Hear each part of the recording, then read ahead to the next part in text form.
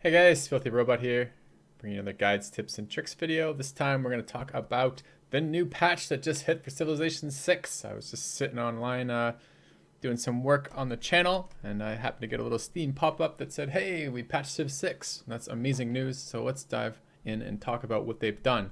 Added two new maps, which are going to be usable in multiplayer. In particular, Snowflake sounds pretty interesting.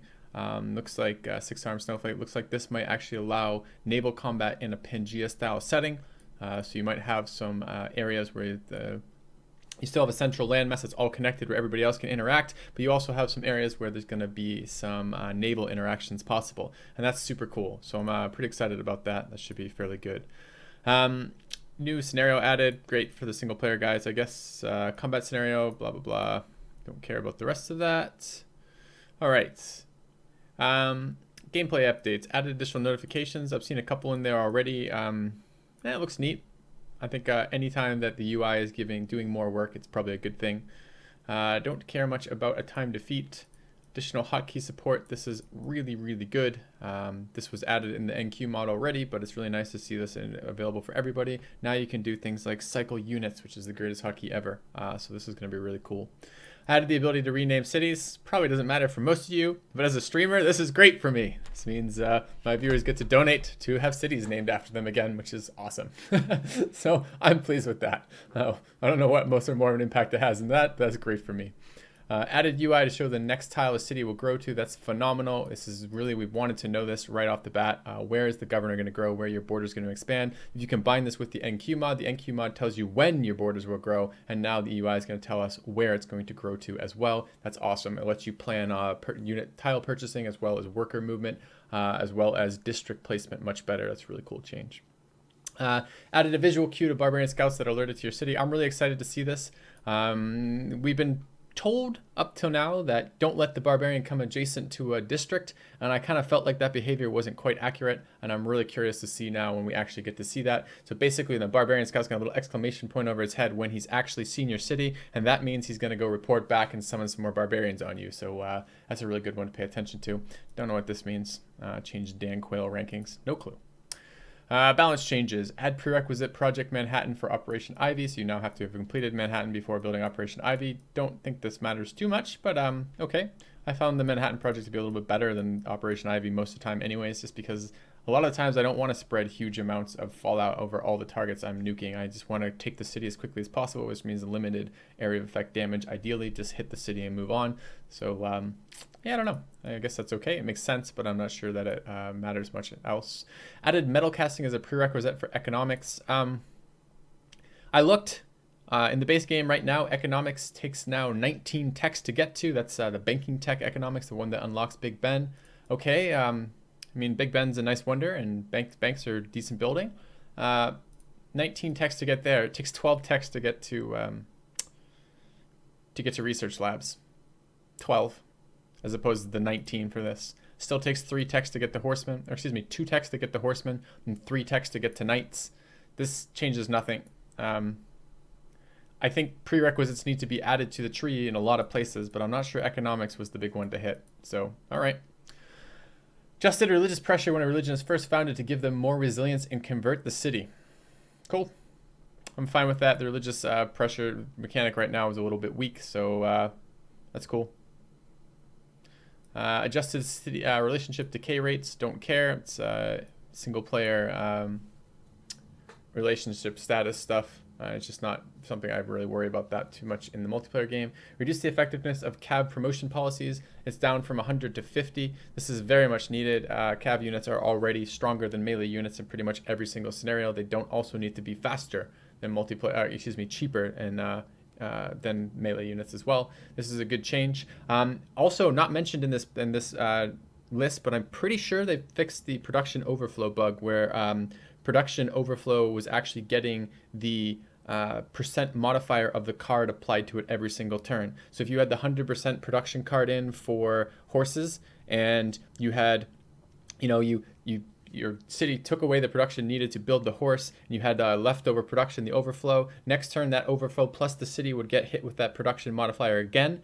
And then if you didn't use all that up, next turn, the production modifier would apply yet again to the overflow production, which meant that prior to this patch, and I haven't been able to replicate it in this patch, I think it actually did get changed, although I'm not 100% certain on this.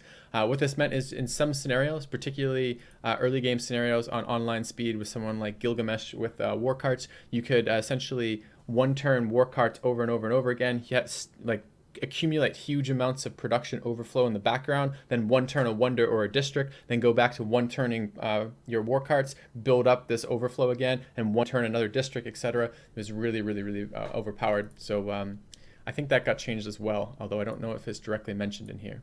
Reduced warmonger penalties in most instances and adjusted how this reacts to returning versus keeping a city. The last city conquered from a player now provides a heavy warmonger penalty, even if you have casus belli against that player because you're wiping out a civ. I think that's good. The warmonger stuff in this game right now is a little bit silly. It's extremely painful to do any sort of war, and I know that's wanted, but yeah. All right, let's take a quick look here. Reduced border incursion warnings if the troops are within their own borders. Good. This was so annoying. The one deity AI game I've done, this was driving me nuts, where I'm standing in my own borders with fortified troops and the AI is like nonstop warning me and losing a status relative to me, so that's good. Increase the number of great works of writing in the amphitheater to 2. This is excellent.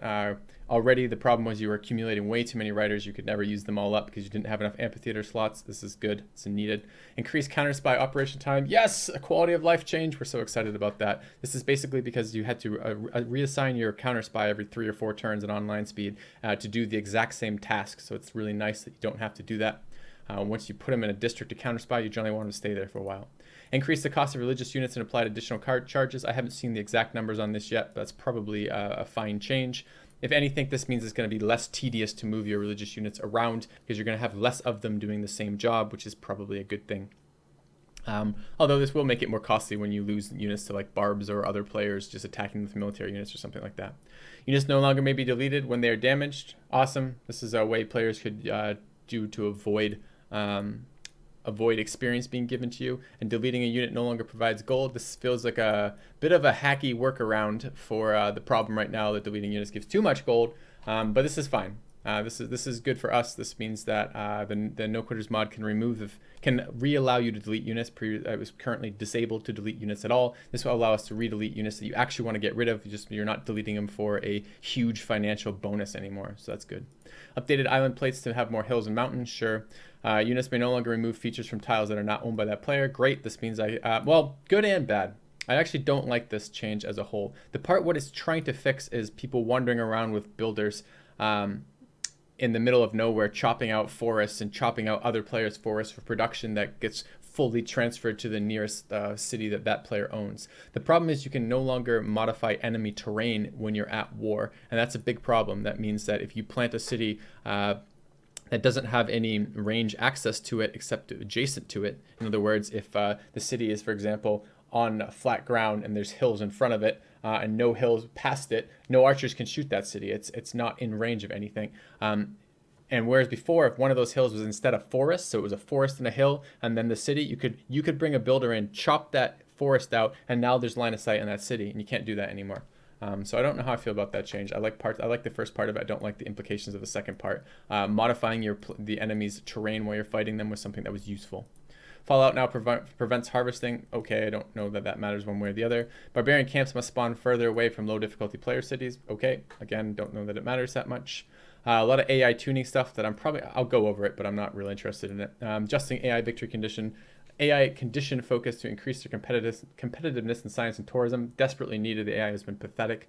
Adjusting AI understanding of declared friendship. Good. Adjust the AI to approach to beginning and ending a war based on potential gain and loss. Also good.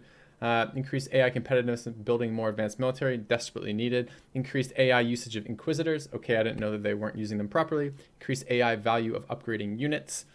Okay, that's really needed. This is going to be excellent for city-states. City-states didn't know how to upgrade their units, essentially. So which meant that in the early game, when they had a bunch of warriors, and then the late game, they had a bunch of warriors too. And wow, we were really excited that, when you levied that city-state ally of yours and you desperately needed help, he had like 6 warriors in the info era. So this would be really helpful if it works as it's supposed to be. Increased AI use of settler escorts. Good. Even on Deity, I was able to snipe settlers if I wanted to, which is ridiculous. Turn the AI usage of units that cannot move and shoot. tuned the AI usage of units that cannot move and shoot, like catapults. Good, that's probably needed. Tuned AI city and unit build planning. Good. Improve the ability of city-states to maintain a strong army. All of these are probably good things as a whole. I'm glad to see the AI getting some boosts. Bug fixes. Fix some production social policies, great people, and Pantheon bonuses that are not applying correctly. I hope this fixed the issue where sometimes you'd pick a Pantheon and you wouldn't get anything until you reloaded the game or left the game and rejoined it in multiplayer. That would be fantastic if that is the case. I didn't know about social policies, so that's scary. That probably means half the social policies I'm using didn't actually work, but fixes on this are really good. Royal Navy Dockyard not getting the right adjacency bonus is good. Fix some issues with Great Walls being by player. Yeah, we don't really care about that one. Fix a unit cycling error with formations. Didn't know there was one. Fix a bug where the first military. This sounds horrible. So if you levied multiple city-states and then the levy for the first one expired, it returned all the units. That'd suck. I'm glad that's fixed. More bugs in here. This is something that's good. Previously, if you were attacking a city at 0 HP, you still got experience with ranged units, so that's nice that that is no longer true. Some wonder issues if you're capturing cities, settler lens not being accurate. Some trade bug issues. Tutorial issues. Multiple leaders in the same game. These are all single player issues. Didn't know about this one. Fixed an issue when trade yields are doubling in some instances. I'm be very curious to see if I can notice this. I bet you it wasn't internal production and growth trade routes. I bet you this was gold. Sometimes I saw very high gold numbers, and I'm very curious now if that will have fixed that or not. Do the rest of these matter that much?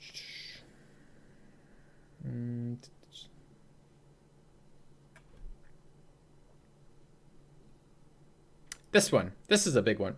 Observation balloon range was being incorrectly applied when stacked. I hope what this means is now that your siege and range units that have observation balloons are limited to +1 range as opposed to the +8 or whatever it was they could get before. If you haven't seen it already, I have a video on my YouTube of me with artillery that was shooting at like 8 range or something ridiculous. So that's good. That needed to be done.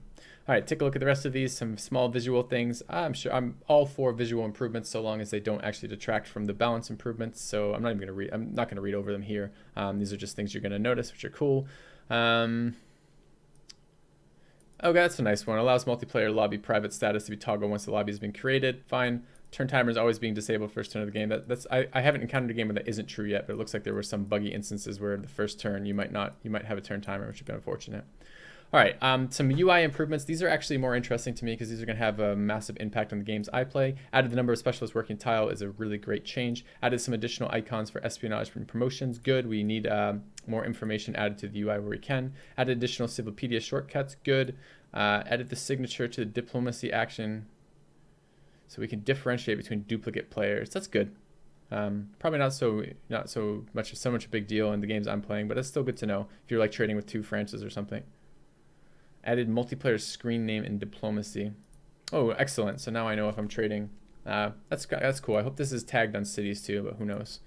Added trade route yield to the report screen. Good. This is a better way we can actually look at the actual breakdown of the city's stats. Added the city center to the city breakdown screen. Good. Rewards and consequences to mission completed pop-ups. That's cool. So when we finish a spy mission, it will give us some information about the completed spy mission. That's really good. Updated the leader chooser when beginning a new game. Don't know what that means. Updated the end game victory screen. Okay. Updated the multiplayer staging room. Good. Updated city banners. Good. Updated espionage mission chooser flow. No clue what that means. Updated to display what cities are getting amenities from each resource. This is another really awesome one. This is very good for both tracking your amenity usage as well as seeing if the amenities are behaving as we're expecting them to. So this will be really cool to see which cities are getting which amenity. That would be awesome. Change resource icon backing to reflect the type of resource that it is. I saw this a little bit in the game I played. It looks like there's now like a red background to strategic resources, for example. So that's good to know. So this will help new players differentiate between the type of stuff they're dealing with. Auto scroll for the first great person that can be claimed. This is a non-issue in the No Quitters mod because the No Quitters mod has made it so all of the great people are visible on one screen. So it's not such a big deal for me. Improved search functionality in the Civilopedia, good. Remove barbarian data from player replay graphs. I don't know what that means. I mean, I could parse all those words, but it seems strange to me that barbarian data was in the player replay graphs anyways. That's interesting. Escape now closes the text, civic, and Eureka pop-ups. Cool. I wonder if I can back out of city screens with escape yet, or if it still prompts the do I wish to quit game. I haven't tested that yet, but I hope it allows me to back out of city screens too. Okay. A couple audio fixes. And no duplicate leaders. Cool. That will be useful. Auto cycle units is now available in the options. Best change ever for all of you who haven't gone in and modded the files already, like changed your INI files or whatever it was. This is going to make life so much better for all you poor bastards out there. Now it won't jerk your camera around and awkwardly move your select guys that you don't want to select, especially when you're trying to combo attacks. That should be really good. Anything else? Benchmark updates, credit updated. Okay. Well, there are a hell of a lot of bugs in this game as it stands right now. I like to see active patching. I'm thrilled to see a patch. What has this been? A little bit less than a month, right? 4 days from now, it would have been a month. So this is the 17th of November that I'm recording this, and that's when the patch has come out. So that's pretty cool. I hope they keep at it with continuing to stay on top of these bugs. This didn't fix all the stuff out there, but this is a decent first stab at some of the problems out there, and it suggests that they are interested in at least doing some, at the very least, damage control and hopefully a little bit more proactive fixing of the problems that are in the game. All right, guys. Anyways, hopefully talk through this with you guys. Hopefully it's useful for you guys to hear what I think of them and actually hear the list. And if you haven't seen it already, I will put a link in the description of the video itself for you guys to find the patch notes. And hopefully you're enjoying the content. If you are, go ahead and hit the subscribe button. Check me out on Twitch. I play a lot of Civ6 multiplayer at the moment. So come check out the games. And I hope to see you guys soon. Thanks for watching. Filthy out. See you guys tomorrow.